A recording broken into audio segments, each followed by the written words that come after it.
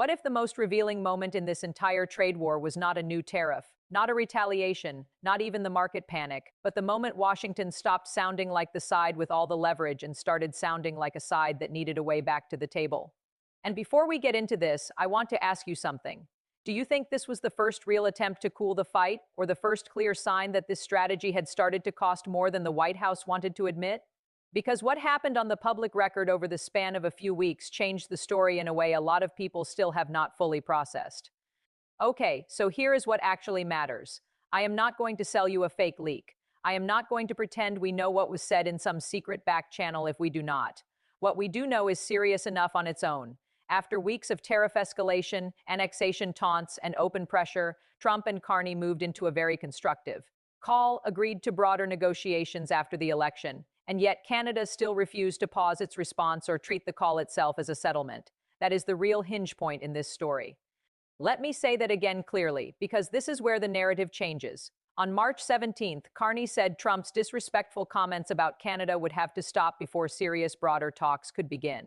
On March 28th, the two leaders finally spoke, and the official Canadian readout said they agreed to begin comprehensive negotiations on a new economic and security relationship after the election. But in that same breath, Carney told Trump Canada would still move ahead with retaliatory tariffs after the next round of U.S. trade actions. That is not surrender. That is contact without capitulation. And that distinction is everything, because the competitor script tries to tell you there was a verified private plea and a verified public rejection of a specific hidden deal. The public record does not support that. What it does support is a tonal reversal and an attempted opening. Trump called the call extremely productive. Carney said the president respected Canada's sovereignty in both private and public comments that day. But no tariffs were lifted. No retaliation was suspended. No face-saving joint declaration ended the fight. The opening was real. The instant reset was not. Now let me tell you why that matters so much. Trump had spent weeks projecting dominance. Tariffs, threats, 51 street state rhetoric, pressure politics, the whole architecture of coercion. Then suddenly the posture changed. Suddenly the White House was no longer only talking about punishment. It was talking about a future negotiating framework, a new economic and security relationship, and a relationship both leaders publicly described as constructive. That does not mean Trump begged. It does mean the White House had already moved from pure escalation into search mode. And when a leader who was promising pressure starts searching for a structured way forward, viewers should pay attention. By May 6th, you could hear the contradiction out loud in the Oval Office. Trump said of a deal with Canada, something could happen. That is not the language of a door slammed shut. But when reporters later asked whether there was anything Carney could say that day to get him to lift tariffs on Canada, Trump answered, "No, why does that matter?" Because it tells you the real fight was no longer over whether both sides would talk. It was over whether Washington would offer real relief, not just the optics of movement. So what, on the verified public record, was Trump effectively looking for? Not a proven secret side deal, not a proven private plea for mercy. What he was publicly moving toward was a broader negotiation that could stabilize the relationship without immediately conceding the whole tariff strategy had backfired. That is the part people miss. The March 28th readout created an off-ramp in process, not an off-ramp in substance. It said, "We will talk." It did not say, "The coercive pressure is over." It said, "There is a channel." It did not say, "Canada gets immediate restoration of the old baseline." And Canada's answer was brutally clear in policy terms. Ottawa did not freeze. Ottawa did not wait. Ottawa did not say a productive call was enough. On April 3rd, Carney announced new countermeasures, including 25% tariffs on non-CUSMA-compliant U.S. vehicles, while previously announced Canadian tariffs stayed in place. He explicitly said he did not want to give false hope that the U.S. would change course quickly. So if Trump wanted the atmosphere to improve before the substance improved, Canada refused to grant that win. That is the verified version of the emotional beat the competitor was chasing. These are not the moves of an administration acting like time is automatically on its side. You do not shift into constructive calls and post-election negotiating frameworks in the middle of a tariff war because everything is going perfectly. You do it when the costs are getting loud, and those costs were getting very loud. Reuters reported that Trump's tariff shock triggered a global market meltdown. The Dow fell nearly 4%. The S&P 500 fell nearly 5%. The Nasdaq dropped nearly 6%. Companies with heavy overseas production took hits. That is not abstract noise. that is economic pressure entering the bloodstream. The political pressure was real too. In April, four Republican senators joined Democrats to pass legislation aimed at terminating Trump's new Canada tariffs. Earlier, Reuters had already reported Republican concern about damage to state economies deeply tied to trade with Canada and Mexico. So if you want the verified pressure story, here it is. Markets were sending a message, and parts of Trump's own coalition were sending one too. If you're finding this breakdown useful so far, hit like and subscribe, because what comes next is where the strategic logic becomes even more important. Now let me tell you about Carney's response, because the way he handled this matters almost as much as the fact that he held the line. He did not respond with chest thumping. He did not respond with the language of humiliation. He responded with sequencing and conditions. First, on March 17th, broader talks could not start while Trump kept making disrespectful comments about Canada. Then, after the March 28th call, Canada still prepared retaliation. Then, on April 3rd, Ottawa announced additional countermeasures and kept previously announced tariffs in place. The through line is simple. Canada remained open to a serious framework, but not to an empty reset. And then came the line that crystallized the whole relationship. In the Oval Office, after Trump again raised the idea of Canada becoming the 51st state, Carney answered with the kind of sentence political people dream about because it is short, clean, and impossible to misunderstand. He said some places are never for sale, and then he said Canada is not for sale, won't be for sale ever. That was not just a sovereignty line. It was also a negotiating line. Partnership, yes. Pressure purchase, no cooperation, yes. Symbolic submission, no. This is where the strategy becomes clearer. Canada's message in practice was that talks could happen, but not under the fiction that tariffs, taunts, and pressure were just the new normal. No serious, broader conversation while the sovereignty insults kept rolling. No automatic pause in retaliation just because the tone improved for a news cycle. No treating a constructive call as if it erased the coercive architecture that had already been built. That is not emotional politics. That is a rule set. And once Ottawa made that rule set visible, it became much harder for Washington to get optics without concessions. Carney's government also backed that posture with concrete moves. The April 3rd package was paired with worker supports, business liquidity measures, and a framework meant to keep auto production and investment in Canada. Earlier, Reuters reported Carney planned a $5 billion trade diversification fund if elected, precisely because Canada's answer to U.S. coercion was never supposed to be only retaliation.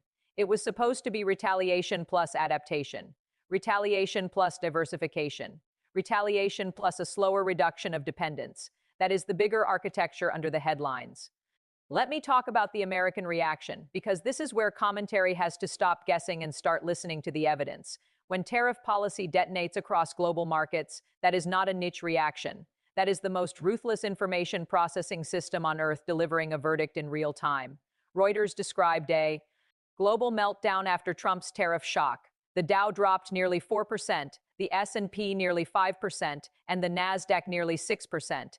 Nike fell 14%, Apple fell 9%. The dollar weakened. Oil moved toward its worst week in months. That is not the picture of a frictionless strategy marching calmly toward victory.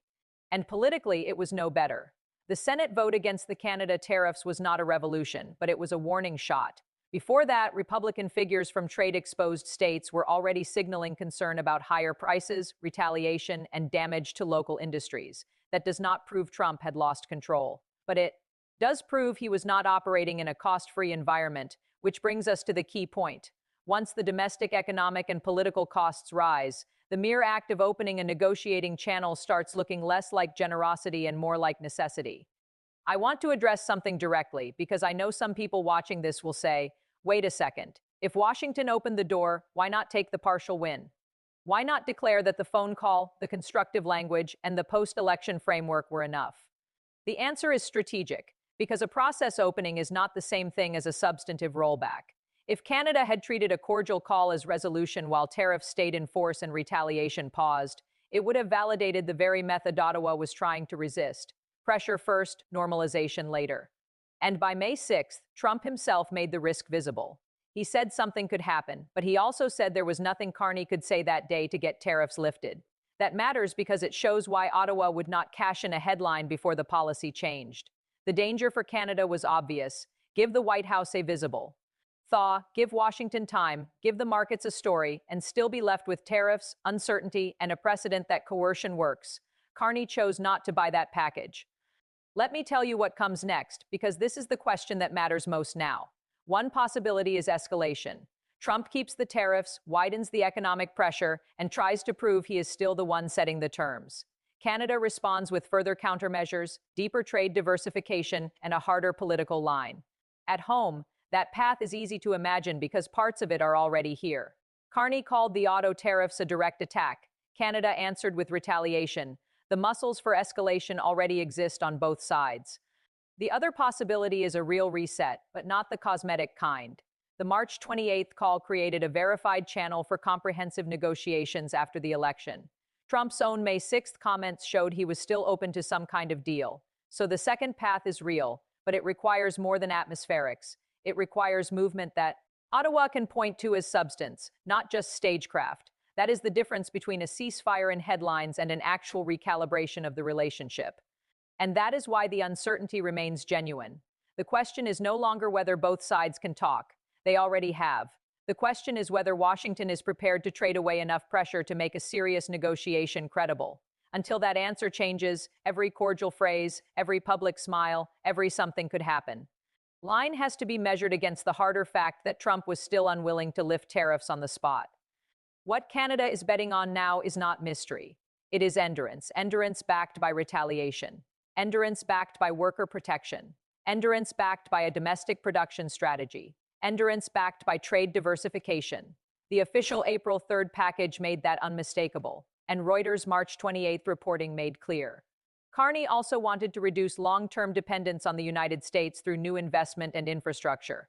So Ottawa's wager is that time does not automatically belong to the larger country if the smaller country can stay disciplined, raise the price of pressure, and build alternatives at the same time. And if you strip away the YouTube exaggeration, that may be the real story here. Not that Trump publicly begged. We cannot verify that. Not that Canada publicly rejected a secret detailed offer. We cannot verify that either. The verified story is different and, in its own way, harsher.